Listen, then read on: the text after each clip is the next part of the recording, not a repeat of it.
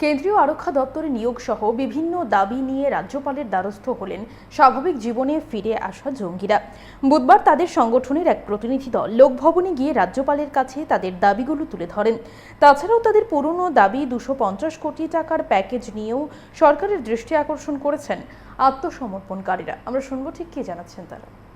ত্রিপুরা রাজ্যের ত্রিপুরা ওয়ানসার মধ্যে অনেকজন বেকার সমস্যা আছে। এই সমস্যা সেন্ট্রাল ফোর্স যেন ভালো একটা রিক্রুটমেন্ট হয়, এই দাবি নিয়ে আমরা আজকে একটা মেমোরেন্ডাম সাবমিট করেছি, যেন কিভাবে আমাদের ত্রিপুরা রাজ্যকে আরও উন্নত করা যায়।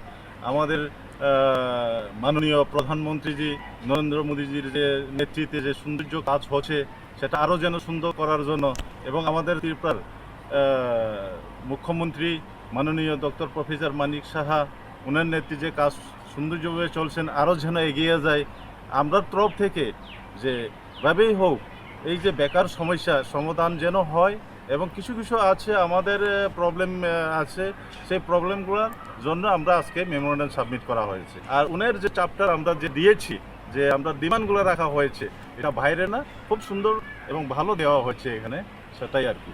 এক দুটো আছে যে আমাদের এখানে যে একটের মধ্যে কিছু আছে, এটা কিছু স্লো আছে, এটা ফাস্ট হইতো।